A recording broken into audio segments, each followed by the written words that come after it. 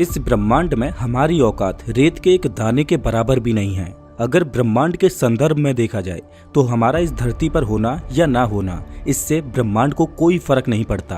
ब्रह्मांड इतना बड़ा है कि इसका वास्तविक आकार आपको सच में हैरान कर देगा। हम इंसान अपने ऊपर बहुत घमंड करते हैं, लेकिन ये वीडियो हमारे घमंड को चूर चूर कर देगा। ये है हम इंसान, इस धरती की सबसे बुद्धिमान प्रजाति। हमारी हाइट ज्यादा नहीं, 5 से 6 फीट तक एवरेज होती है, लेकिन हमारी बुद्धि का आकार इतना बड़ा है कि इस धरती पर हम अपनी बुद्धि के दम पर राज करते हैं। हम इंसानों ने एक से एक बड़ा स्ट्रक्चर बनाकर आसमान की गहराइयों को छुआ है। चाहे हम स्टैचू ऑफ लिबर्टी की बात करें, मिस्र के पिरामिड की, स्टैचू ऑफ यूनिटी की, या अभी तक की सबसे बड़ी बिल्डिंग बुर्ज खलीफा की बात करें, ये सब बड़े बड़े निर्माण हम इंसानों को गौरवान्वित महसूस कराते हैं। लेकिन कुदरत के सामने हमारी क्या औकात है, ये भी देख लो। ये है माउंट फ्यूजी, जो कि 3.7 किलोमीटर ऊंचा है। अब इसके सामने हम इंसानों द्वारा बनाए गए गगनचुंबी निर्माणों को देखिए। लेकिन ये माउंट फ्यूजी भी कुछ नहीं है माउंट एवरेस्ट के सामने। माउंट एवरेस्ट दुनिया की सबसे ऊंची चोटी है और समुद्र तल से इसकी ऊंचाई लगभग 9 किलोमीटर है। और ये है चिकसुलब एस्ट्रॉयड, जो कि 10 किलोमीटर बड़ा था।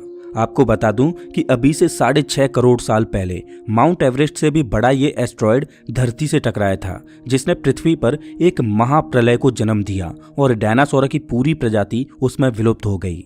और ये है सीरिस, हमारे सोलर सिस्टम का सबसे छोटा ड्वार्फ प्लैनेट यानी बौना ग्रह, जिसका डायामीटर 946 किलोमीटर है। आपको बता दूं कि नासा ने इस पर अपना एक मिशन भेजा था जिसका नाम था डॉन मिशन। उस स्पेसक्राफ्ट ने साल 2015 से 2018 तक इसकी परिक्रमा की और इसकी पढ़ाई की, और उस रिसर्च में पता चला कि इस पर पानी का बहुत बड़ा भंडार है जो कि बर्फ के रूप में मौजूद है। अब आप सोच रहे होंगे कि उससे हमें क्या, लेकिन आपको बता दूं कि वैज्ञानिकों के लिए धरती के अलावा किसी भी अन्य ग्रह पर पानी का मिलना बहुत कीमती है, क्योंकि जहां पर पानी वहां पर एलियन लाइफ। अब इस बौने ग्रह पर मौजूद पानी के अंदर जीवन पनप रहा है या नहीं, ये तो भविष्य में ही पता चलेगा। ये है हमारे सोलर सिस्टम का सबसे बड़ा बौना ग्रह प्लूटो, जिसका डायामीटर 2400 किलोमीटर है। साल 2006 से पहले प्लूटो सौरमंडल के 9वें प्लैनेट के रूप में गिना जाता था, लेकिन साल 2006 में इससे ग्रह होने का दर्जा छीन लिया गया और इसे ड्वार्फ प्लैनेट की कैटेगरी में डाल दिया गया। प्लूटो नेपच्यून के बाद इस कुइपर बेल्ट का एक सदस्य है। प्लूटो से अगर हम अपने सूर्य को देखें तो ये कुछ इस तरह का दिखाई देगा, लेकिन बिना टेलीस्कोप के यहाँ से धरती को देख पाना असंभव है। और ये है हमारे सौरमंडल का सबसे छोटा और सूर्य के सबसे नजदीकी ग्रह मरकरी। इसका डायामीटर 4900 किलोमीटर है। और इससे बड़ा है हमारा पड़ोसी मंगल ग्रह, जिसका डायामीटर 6800 किलोमीटर है। और ये है हमारा दूसरा पड़ोसी ग्रह वीनस, जिसका डायामीटर 12000 किलोमीटर है। रात के आसमान में वीनस ही वो ग्रह है जो हमारी धरती से सबसे ज्यादा चमकीला दिखाई देता है। और वीनस से थोड़ी सी बड़ी है हमारी पृथ्वी, जो कि हमारा घर है, और इसका डायामीटर 13000 किलोमीटर है। वीनस और पृथ्वी का साइज और ग्रेविटी लगभग एक जैसी है। इस वजह से वीनस को पृथ्वी की छोटी बहन बोला जाता है। पृथ्वी की तुलना अगर हम सौरमंडल के बाकी के अन्य ग्रहों से करें तो उनके सामने हमारी पृथ्वी कुछ इस तरह की दिखेगी। ये है हमारे सौरमंडल का सबसे बड़ा ग्रह जुपिटर, जिसका डायामीटर 1,40,000 किलोमीटर है। ये इतना बड़ा ग्रह है कि इसके अंदर 1321 पृथ्वियां समा सकती हैं। अब जरा कल्पना करके देखिए कि जुपिटर के सामने हमारी क्या औकात है। अगर जुपिटर का आकार आपको हैरान नहीं करता तो मिलिए हमारे सौरमंडल के सबसे बड़े सदस्य से। ये है हमारा सूर्य, जिसका डायामीटर 14 लाख किलोमीटर है। और विशालकाय जुपिटर भी सूर्य के सामने एक चींटी के समान है। आप इसमें देख पा रहे होंगे कि सूर्य के सामने हमारी पृथ्वी का तो कोई अता पता ही नहीं है। हमारी औकात सूर्य के सामने कितनी है, अब जरा इसे देखिए। हम जब पृथ्वी पर खड़े होकर होराइजन को देखते हैं तो हमें ऐसा लगता है कि पृथ्वी बहुत बड़ी है और ये फ्लैट है। हमें ऐसा इसलिए लगता है क्योंकि पृथ्वी इतनी बड़ी है कि हमें इसका कर्वेचर दिखाई ही नहीं देता। लेकिन मानकर चलो कि आप एक स्पेसशिप में बैठकर पृथ्वी से ऊपर उड़ान भरते हो, तो पृथ्वी की सतह से 400 किलोमीटर ऊपर पहुंचने पर हम इंटरनेशनल स्पेस स्टेशन पर पहुंच जाएंगे। आपको बता दूं कि ये स्पेस स्टेशन दुनिया का सबसे महंगा और स्पेस में इंसानों द्वारा बनाया गया सबसे बड़ा ऑब्जेक्ट है। ये लगभग 27,500 किलोमीटर प्रति घंटे की रफ्तार से पृथ्वी की परिक्रमा कर रहा है। ये रफ्तार इतनी ज्यादा है कि ये 24 घंटों में पृथ्वी के 16 चक्कर लगा देता है। अगर आप इस स्पेस स्टेशन से पृथ्वी को देखो तो आप पृथ्वी के कर्वेचर को यहाँ से देख पाओगे कि कैसे पृथ्वी गोल है और यहाँ से ये कैसी दिखाई देती है। लेकिन यहाँ से भी देखने पर पृथ्वी बहुत बड़ी दिखाई देती है। लेकिन जैसे जैसे हम पृथ्वी से और ज्यादा दूर जाते जाएंगे वैसे वैसे हमें महसूस होता जाएगा कि वास्तव में हमारे सोलर सिस्टम में पृथ्वी का क्या अस्तित्व है। अगर हम पृथ्वी से लगभग 4 लाख किलोमीटर दूर पहुंच जाएं, यानी चंद्रमा पर, तो वहां से हमारी पृथ्वी कुछ इस तरह की दिखाई देती है। पृथ्वी का ये नजारा देखकर ऐसा लगता है कि किसी ने अंतरिक्ष में ब्लू मार्बल रख दी हो। वहीं अगर हम पृथ्वी को मंगल ग्रह से देखें तो ये कुछ इस तरह की दिखाई देगी।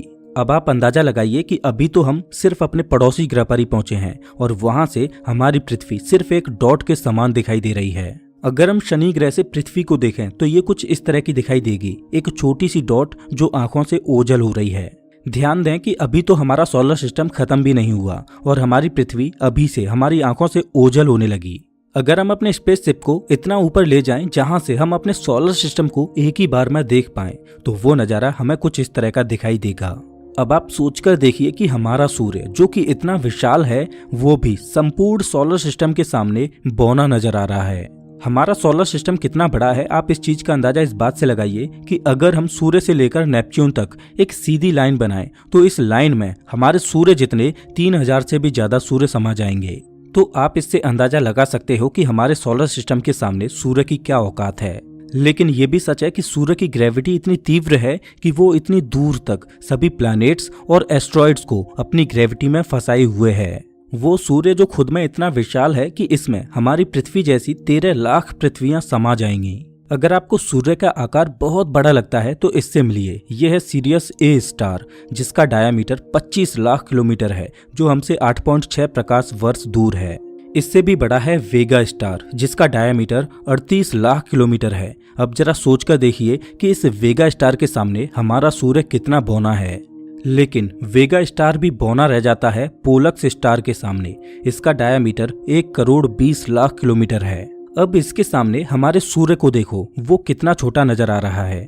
लेकिन पोलक्स भी कुछ भी नहीं आर्कटूरस तारे के सामने। इसका डायामीटर 3 करोड़ 60 लाख किलोमीटर है। ये इतना बड़ा है कि इसमें हमारे सूर्य जितने 17,500 से भी ज्यादा सूर्य समा जाएंगे।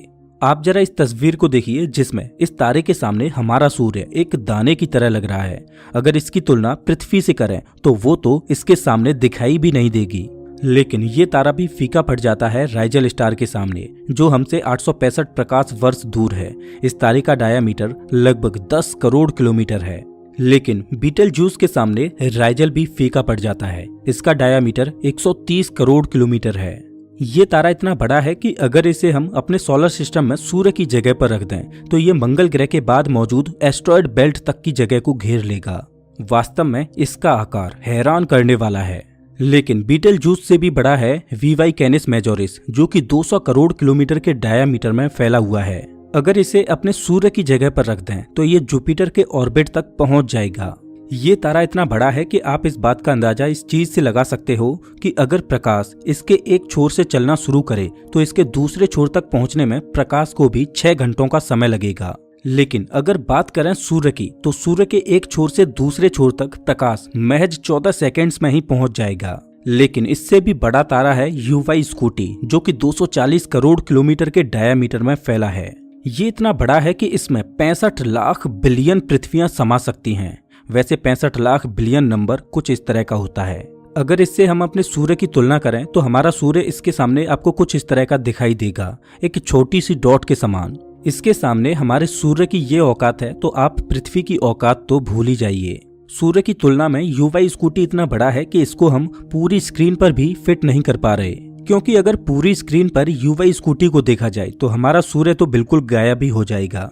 अब इसमें सूर्य ही नहीं दिखाई दे रहा तो पृथ्वी को कैसे ढूंढें, और इसके सामने पृथ्वी पर मौजूद आप और मैं, हमारी क्या औकात। लेकिन यूवाई स्कूटी भी बौना रह जाता है स्टीफनसन 218 के सामने, और ये ब्रह्मांड का अभी तक का ज्ञात सबसे बड़ा तारा है, जो कि 300 करोड़ किलोमीटर के डायामीटर में फैला हुआ है।